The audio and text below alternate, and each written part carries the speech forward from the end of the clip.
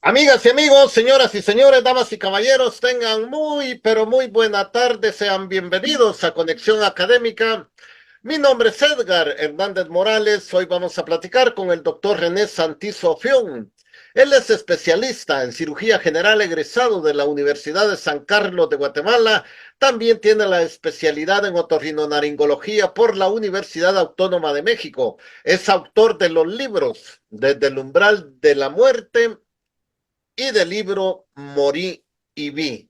Con el doctor René Santizo Fión, el tema que vamos a tratar hoy es qué son los ejercicios espirituales. Eso vamos a platicar entonces, los ejercicios espirituales con el doctor René Santizo Fión.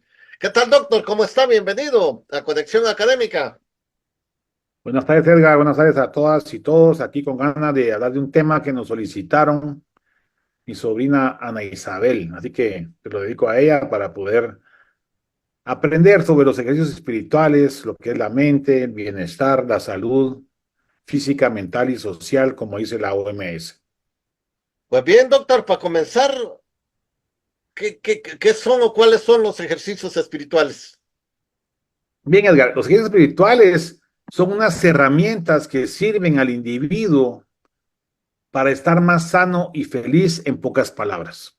¿Cómo surgieron estos ejercicios hace más de 500 años? Bueno, así en resumidas cuentas, había un soldado vasco que fue herido por una bombarda, esa era la literatura, una bomba, que le destrozó una pierna y le hirió la otra. Eso le hizo estar sometido a un estrés, a una experiencia cercana a la muerte, a estar cerca de morir, y esto acompañado de una revelación mística durante ese proceso, le hizo cambiar la vida. Este soldado se llama Íñigo Loyola, porque Íñigo era el nombre, pero Loyola era el lugar donde vivía, al estar combatiendo contra los franceses defendiendo a Pamplona. Luego de estas experiencias, él cambió su vida, comenzó a reconsiderar cuál era su sentido de la vida y caminó desde la región vasca al norte de España hasta el sur a Barcelona. Pero antes de llegar, cerca de Barcelona hay un lugar que se llama Manresa, que es una cueva, y donde está la Virgen Montserrat. Y pasó por ahí, llegó a la cueva y comenzó a meditar y a reflexionar y a contemplar y a escribir los ejercicios espirituales. No conforme con eso, tiene una ganas de leer y leer, lee la historia de Jesús, lee la historia de los santos. Luego de todo esto se mete a la Universidad de Francia, se vuelve teólogo, filósofo de todo, y después forma la Compañía de Jesús. De su cambio de vida a través de las experiencias cercanas a la muerte y de su cambio de vida hacia la reflexión de la trascendencia, vamos a llamarle así, también quiere accionar y esa acción lo hace a través de la Compañía de Jesús, los jesuitas, y ahí la funda y después todos son los soldados de Dios que se distribuyen por el mundo y van a dispersar el evangelio y a comunicar a todo el planeta sobre la religión. Esto es muy importante porque esto cambia la perspectiva católica y cristiana con respecto a los principios y fundamentos, como dice él. Y él dice, así como hay que hacer ejercicios físicos para fortalecerse como soldado, hay que hacer ejercicios espirituales para fortalecer el bienestar espiritual y estar en comunicación con Dios, dice él. Y como dice Jung, bueno, la religión exactamente es esa trascendencia hacia lo luminoso, dice Jung. Muy interesantemente dice algo así como que es la búsqueda de la verdad del hombre. Entonces, si no tenemos a Dios, podemos tener la ciencia, podemos tener la filosofía, podemos tener el dinero, podemos tener la política, podemos tener la economía u otro Dios, dice Jung. Otro día platicamos de eso, un tema bien interesante. Entonces, esos son los ejercicios espirituales que ayudan a la persona a cambiar su vida, ayudan a la persona a ver sus propios defectos, a mejorar y a sentirse más pleno desde el punto de vista físico, mental, social y espiritual. En pocas palabras, los ejercicios espirituales son herramientas que sirven al individuo que las practica para vivir en una armonía física, mental, social y espiritual. Prácticamente. Doctor, ¿ha tenido usted experiencia con los ejercicios espirituales? Sí, Edgar, precisamente yo en mi búsqueda de la verdad del alma, en mi primer libro, de Rumores de la Muerte, y luego el segundo, Cuando morí, he estado investigando qué es el alma, qué es la conciencia, qué es la mente, qué es la psique, como hemos platicado aquí, el ánima, el animus, el todo, lo que pueden imaginar, el espíritu. Y en el 2019, antes del COVID precisamente, estuve en Cefas, aquí en Guatemala, y fui a un retiro espiritual de 10 días. El libro original de San Ignacio recomienda un mes, pero yo hice uno de 10 días, ¿no? Por supuesto, porque es más corto y más preciso. Entonces les puedo participar de la lectura que hice del libro de Ignacio de Loyola cuando estuve esos 10 días ahí en Cefas, ahí por el Misco. Hicimos los ejercicios y aparte me fui a meter a la biblioteca cuando tenía tiempo, porque ahí está uno ocupado casi todo el día, y conseguí unos libros de psicología, los cuales leí durante la noche, durante esos 10 días. Eran dos o tres tomos. Entonces, prácticamente se los voy a resumir así. Los ejercicios son, primero, agradecer, luego orar, contemplar, pero contemplar ¿cómo? Contemplar imaginando un pequeño verso de la Biblia. ¿Qué temas son los que revisamos? Revisamos el pecado, el infierno y la vida de Cristo, prácticamente, en esos 10 días. El nacimiento de Cristo, la vida, la muerte y la resurrección, y el pecado y el infierno. Así. Entonces, primero agradecer, orar, contemplar, reflexionar, perdonar, y luego yo lo escribía, porque era parte de lo, creo que era parte de los ejercicios. Yo no me acuerdo, pero yo sí lo hacía. No sé si estaba contemplado entre todo eso. Pero si analizamos eso que hacíamos en los ejercicios, acompañados siempre del Padre, y ahí Ignacio de Loyola dice que hay que ir acompañado ya sea de algún un instructor o de un acompañante, para que entre los dos, sea maestro, alumno o compañero, puedan refortalecerse y buscar el mejor camino. Él recomienda que sea un padre que ya haya hecho los ejercicios, pero pueden hacerlo con alguien más. Y otra cosa importante que durante esos 10 días tienen que hacer una penitencia, digamos. Entonces, ¿qué penitencia es la que le piden a uno hacer esos 10 días? El silencio, como una forma de reflexión, porque si uno suspende uno de los sentidos, pone más atención a los otros. Entonces, esa forma de silencio ayuda a la reflexión. Y si ayunamos, ayuda a la reflexión. Y si damos un poco de sueño, ayuda a la reflexión. Lo que hacía San Ignacio es que se flagelaba, pero creo que a estas alturas creo que no es bueno flagelarse el cuerpo, mejor flagelar el hambre, el ayuno, porque es bueno para la salud, la autofagia. O si no, el silencio, creo que hacíamos ahí todos. Entonces, estábamos 10 días en silencio, la mayor parte que se pudiera. Había que, si había necesidad de hablar, pues había que hablar, pero en general el silencio. Entonces, este tipo de ejercicios, orar, agradecer, orar, contemplar, reflexionar sobre lo que uno es y perdonar. Primero, perdonarse a uno mismo. Entonces, la idea de esto es mejorar la persona, no ponerme a criticar al gobierno, ni al maestro, ni a la policía, ni a mi mujer, ni al marido, ni a los hijos, ni a nada. Uno es para un ejercicio para mejorar uno. Entonces, ¿qué es lo que uno hace en la oración? Pues ora. En la meditación o contemplación se imagina, por ejemplo, les voy a contar esta parte. Estamos imaginando en el monte, cuando Jesús da el sermón de la montaña. Entonces estamos enfrente del mar de Galilea, estamos parados con los pies descalzos sobre la arena, sentimos los pies descalzos, sentimos el mar, oímos las olas del mar, vemos a Jesús, cómo es la cara de Jesús, cómo las personas que están alrededor las vemos en la imaginación, por supuesto, los olemos, sentimos el pez que nos vamos a comer cuando están multiplicando los peces, oímos las olas del mar y sentimos la emoción. Este tipo de contemplación activa, utilizando los 5 sentidos y la interocepción interna de la sensación emocional que sentimos al ver a los apóstoles, al ver a Jesús. Incluso nos pedían que imagináramos la cara de Jesús, y no pueden ustedes imaginar lo que uno tiene que imaginar, porque realmente es una cosa significativa. Y eso lo hace a uno reflexionar, buscar sus propios pecados, que son obsesiones, y tratar de mejorar uno. O sea, el ejercicio es mejorar uno. Esto lo hace durante 10 días. La oración es importante, son más o menos 5 veces al día.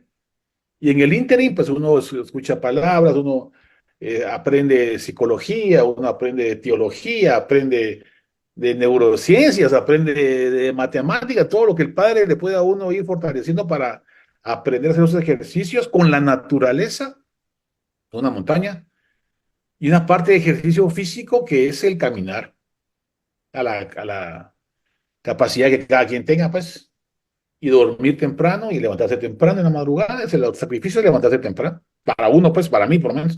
Entonces, cada quien puede hacer sus modificaciones en el transcurso de los 10 días, y esto lo fortalece a uno, y cuando uno sale fortalecido, sale con buen humor, sale con muchas cosas buenas. Pero lo importante de esto es que ustedes lo sigan practicando en su casa, porque esto, como vamos a ver en la parte científica, necesita un reforzamiento del hábito para que usted se sienta bien consigo mismo, con los demás y con el planeta entero. Entonces, este tipo de ejercicio espiritual desde el punto de vista cristiano es un reencontrarse en el camino de uno mismo con la divinidad, con Dios, con Jesús, como lo quieran ver. Desde el punto de vista neurocientífico, como lo vamos a ver en la próxima parte, fortalece mucho la salud física, mental, social y espiritual. Ahí le voy a platicar unos ejemplos. Pero sí es importante que tomemos en consideración que básicamente el respirar al momento de orar, ¿va? Que uno cuando está respirando, ora profundo y despacio, pensando lo que uno está diciendo. Después se relaja, si quieren verlo así, al imaginarse las circunstancias y lo que está pasando en un pedacito de la vida, lo que quieran ustedes leer, lo que dice el Padre, o lo que ustedes les dicta, su conciencia y su espíritu, y ponerse a pensar solo en un pedacito, ¿verdad? No, no leer toda la página, sino que solamente un momento, un instante, imaginar, ver, oler, sentir, escuchar, hasta el sabor, ¿va? Entonces es una forma en la cual uno reactiva la memoria o la imaginación, y es una técnica del bienestar recomendado por prácticas de Yale, Stanford y Harvard. O sea, cuando yo me metía a unos cursos se llama psicología positiva, psicología del bienestar y otras cosas, de buscar de la felicidad, algo así se llaman los cursos en inglés, también en español, y gratis en internet si lo quieren hacer. Son prácticamente las mismas herramientas que utiliza San Ignacio hace más de 500 años y lo que usamos ahora en neurociencias y en las ciencias del bienestar. Es lo mismo. Y me imagino que antes también lo hacían en otros lados. O sea, sencillamente el ser humano trae eso desde el punto de vista genético y epigenético. Como dice Jung, la religión nace del inconsciente genético y epigenético para formar esa unión con lo luminoso, dice Jung, muy interesantemente. Doctor, a uno le enseñan que ejercicios que para echar ñeque, que para pecho, que todo ese tipo de cosas, que la dieta de no sé qué, la dieta de la luna, la dieta de esto. Esto no es religión, doctor. Esto debería de enseñarse para que todos sintamos ese bienestar. Por supuesto, Edgar, fíjese que ahí mismo en el libro ese de los ejercicios espirituales de Ignacio Loyola que él escribió, después lo acusaron de que si estaba poseído, que si era, y incluso lo iban a excomulgar. Pero es muy importante, Edgar, porque ahí dice, así como hacemos ejercicios físicos para fortalecer el cuerpo, debemos de hacer ejercicios espirituales para fortalecer el alma. Y tienes razón. El completo bienestar físico es hacer ejercicio para mantener un cuerpo sano, un corazón sano, e incluso, como decía aquel anuncio del deporte, y una mente sana. Si usted hace ejercicio, su mente y su cerebro van a estar sanos. Es parte de la vida del ser humano. Entonces, la complementariedad entre una parte física, hacer ejercicio, sacar ñeque, lo que quiera usted, hacer pesas, o una parte de ejercicio espiritual o mental, como lo quieran llamar, o psíquica, o psicológica, o neurocientífica, porque ahora estamos viendo, como yo escribí en mi primer libro, que se llama Convergencia entre fe y razón, ahora encuentro cada vez más convergencia, porque son dos perspectivas que se complementan, aunque hay gente que dice que no quiere estudiar la religión porque son científicos, están más perdidos que el hijo de la Llorona. Un científico debe investigar por qué somos religiosos, de dónde surge la religión, cuándo se nutrió la religión, ¿Tiene aspectos positivos y negativos? Sí, como todo, como la religión, como la filosofía, como la ciencia, como la política, como la economía. Entonces quiere decir que hay algo más. Entonces un científico verdadero busca la verdad de la religión, la analiza, saca lo bueno, deja lo malo, porque siempre todo cosas buenas y cosas malas en todo, y aprovecha lo bueno para comunicarlo a la sociedad. Eso es lo que hace un científico. No decir que no, como Daniel Dennett, que es un filósofo, y dice, bueno, yo no creo en Dios porque no lo puedo entender. Yo no creo en la conciencia, es él. La conciencia no existe porque no la puedo entender. Y no existe la realidad porque no la puedo entender. Entonces, como decía Zenón, entonces le pego una pedrada en la cabeza y que me diga que tampoco le duele porque tampoco existe el dolor. Sí existe el dolor, como dice Marcus Gabriel. Sí existe la trascendencia. Sí existe la búsqueda de la verdad por parte del ser humano, que la verdad al final sea difícil de entender. Podrán haber muchas verdades a medias, como dice Nietzsche, sea una verdad absoluta y total, solo que crean en Dios. Las demás verdades son transitorias, son epistemes, son consensos sociales en algunas ocasiones, pero también hay verdades universales como la empatía y el respeto al prójimo para sobrevivir como especie, digamos. Entonces hay que tener ese criterio de apertura de parte de los científicos para investigar la religión, como hizo Jung. Jung hizo muy bien. Doctor, ahí desde una perspectiva religiosa, los ejercicios. Por supuesto, cada religión tiene su forma, Edgar. Por ejemplo, en el cristianismo, aparte de hacer estos ejercicios espirituales, está el orar, está aquella cosa del rosario, está el ayuno, en todas las religiones. En el judaísmo está el Bearata, que es orar prácticamente. Los musulmanes rezan 5 veces al día, al levantarse, al salir el sol, a mediodía, a media tarde, al ocultarse el sol y antes de dormir. ¿Qué es lo que hace eso? Significa ordenar su mente desde el punto de vista neurocientífico. Y al relajar la mente con la oración repetitiva 5 veces al día, mejora su bienestar físico, mental, social y espiritual. Son más sanos, más resistentes a las infecciones, menos estrés, prolongan los telómeros y viven más tiempo, disminuyen el cáncer, las enfermedades cardíacas, todo. Eso es para todas las religiones. Y cada quien lo hace a su forma. Por ejemplo, los budistas hacen una meditación. Y esa meditación repercute en la investigación científica, que es una que está abierto más al mundo ahora, que se llama mindfulness. Que todavía hablamos de eso. Y ese mindfulness es se llama una mente enfocada, una atención plena de la traducción específica de mindfulness. Entonces, si ustedes ponen atención y se enfocan en algo, su cerebro se va a relajar. ¿Y en qué se pueden enfocar para relajar el cerebro? En respirar hondo y despacio, como decían las abuelitas, y en relajar su cuerpo por pedazos o por partes mentalmente, o imaginar algo bonito del pasado, o imaginar el presente en una playa, en un atardecer, o imaginar el futuro. Ellos dicen que es el momento presente, ¿va? No, ellos no hablan del pasado y el futuro desde el punto de vista de mindfulness, en los estudios científicos. Pero yo digo que sí funciona, porque también yo lo he hecho. También la hipnosis, también puede ser otra forma, la acupuntura, el leer un libro, como dice Mihaly Csikszentmihalyi, el fluir es ese momento en el cual perdemos la relación del tiempo, del espacio y la persona. Si ustedes están tan concentrados que no se dan cuenta que ya pasó el tiempo, es porque están súper enfocados en algo. Entonces, si están viendo un partido de fútbol y está muy bueno el partido, no tienen relación del tiempo y el espacio, ni ustedes están viendo el partido enfocados. Entonces, si logramos hacer eso con una oración, o con oír una música, o con percibir un aroma, o con saborear algo, o con sentir algo, súper enfocados en una novela, si quieren verlo así, o en un libro, o en contar, si quieren contar de 1 a 10. Ese tipo de enfoque mental relaja el cerebro. Y este cerebro relajado es menos estresado.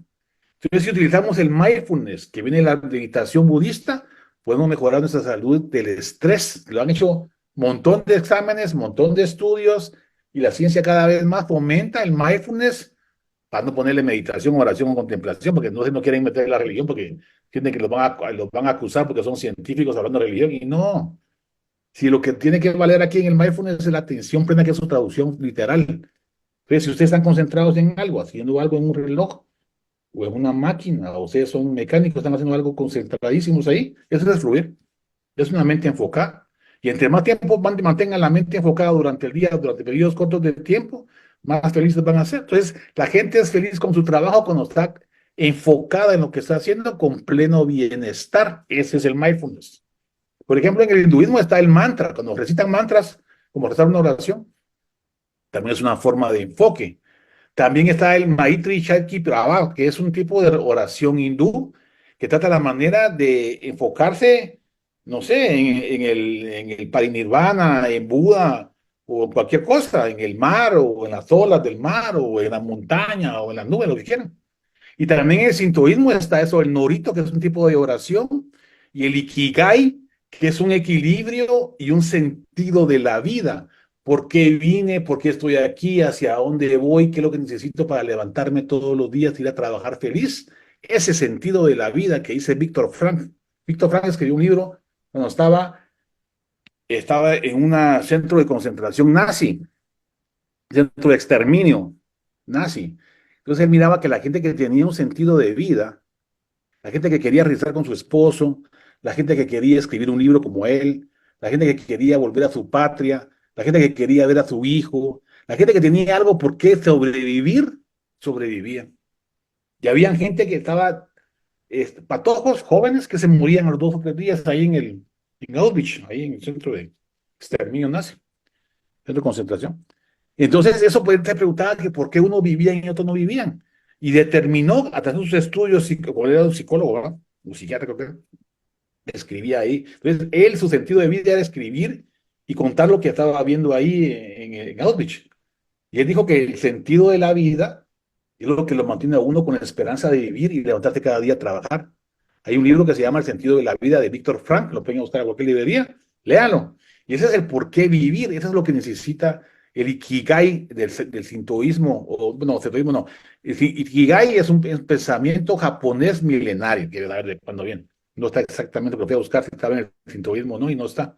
Aparentemente es algo más tradicional, pero es un sentido de la vida, ¿va? Entonces quiere decir que en las religiones también hay ese sentido de por qué levantarse y el sentido de la vida, que también viene a fortalecer los ejercicios espirituales de Ignacio de Loyola, que le enseñan a uno interiormente a través de su propio ejercicio, porque es uno que tiene que buscar su ejercicio, pues, ¿no?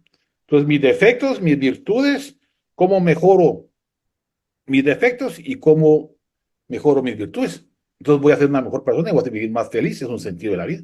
Buscar el sentido de la vida durante esos 8 días o 10 días, pues, ¿no? Que hice yo, pues, por lo menos. Sí, Víctor Frank llega a la conclusión esa cuando se dio cuenta que no era por condición física, porque, digamos, los más fuertes y todos morían, y los que aparentemente eran más débiles físicamente sobrevivían. Entonces llega a la conclusión que es porque tenían por qué vivir, y los otros no. Exactamente. Sí, Exactamente, esa es la logoterapia, la famosa logoterapia a nivel psicológico. Porque miro que la psicología es como que fuera un ceviche, ¿va? Un montón de herramientas de todos lados y cada quien jala las que puede para ayudar a las personas. Y al final el que se ayuda es a la propia persona, ¿va? Esa es la conclusión a la que he llegado después de leer como 20 libros de psicología. Pero está bueno porque es la forma en que la gente te puede apoyar, como dice aquellos espirituales, tienes que tener alguien a la par que te ayude. O sea, no necesitas un experto, alguien que te ayude, que te escuche, que te acompañe en tu tránsito a mejorar y también el otro va a mejorar también, porque te toca alguien, un partner ahí que eche la mano, pues, y vos a él y él a vos, para que entre los dos, esa es más o menos la idea que yo entendí de Ignacio de Loyola, lo que leí de los libros. Doctor, ahora bien, científicamente, ¿cómo lo vemos esto desde una perspectiva científica? Y yo sé que hay estudios, cuando yo hice mis ejercicios no había mucho con estos libros de psicología, pero ahora ya hay estudios científicos en personas que han hecho ejercicios espirituales de Ignacio de Loyola. Lo que me pareció interesante es que meten a todo, ¿va? Meten católicos, cristianos, cuaqueros, masones, mormones, agnósticos, no sé qué. Entonces quiere decir que para que no sea tan religiosamente, digamos, delimitante o sesgado, digamos, como es la palabra en investigación. Entonces había de todo, pues. Entonces lo que encontraron fue han hecho varios estudios, ¿va? Uno muy interesante que midieron los niveles de dopamina y serotonina. Eso significa que a nivel cerebral nos sentimos bien. Entonces, como decía Marx, la religión es el opio del pueblo, pues no andaba tan perdido porque no era opio, porque el opio acondiciona y te mata, pero la dopamina no. La dopamina y la serotonina le ayudan a uno a sentirse bien. Entonces, la religión produce dopamina a nivel cerebral, sí, que la lleva bien, ¿va? Para si va a ir a matar a la gente a un edificio, no. Pero si lo hace como debe ser, sí. Entonces, quiere decir que la religión, los ejercicios espirituales de Ignacio de Loyola, y tengo unos artículos, se los puedo mandar, mejoran la cantidad de dopamina y serotonina en el cerebro. mejoran la conexión interhemisférica. O sea que cuando uno hace esos ejercicios, porque el examen lo hacían antes y después, ¿no? Él hacía estudios de una semana, yo sé, 10.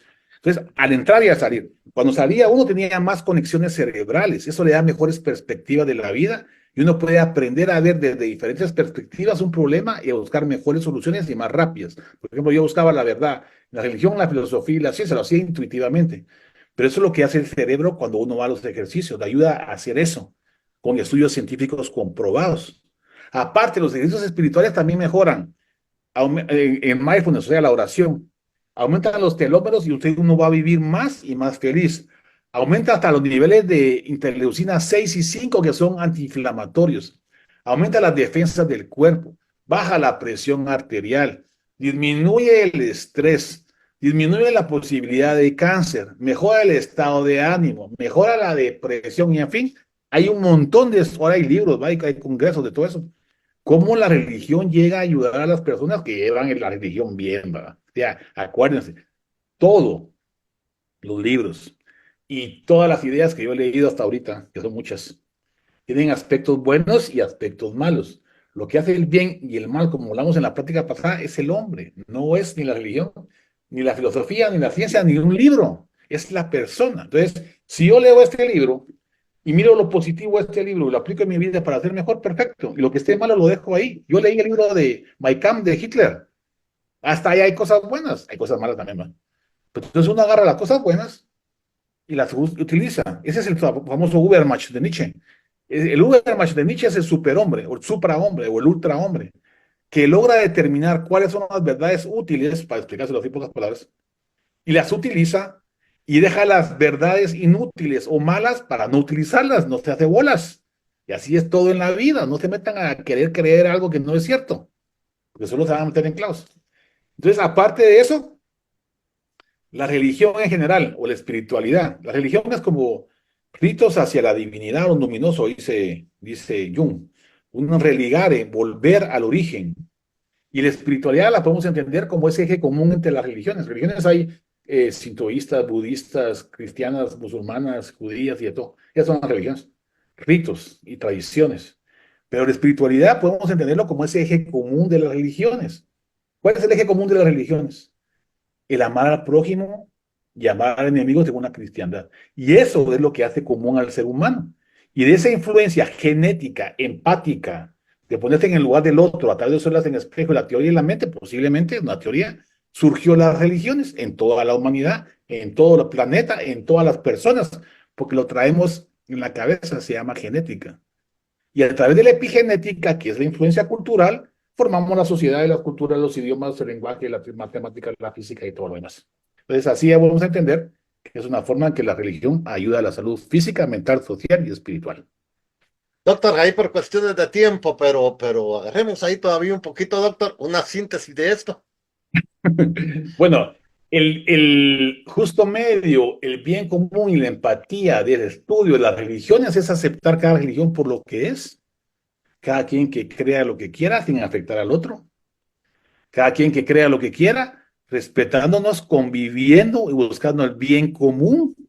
Y como decía en una entrevista Jung a unos indígenas del norte de América, que ellos sentían que iba a pasar algo malo con los blancos porque le estaban quitando el amor a la naturaleza, y que si ellos seguían así, pronto se quedarían sin naturaleza.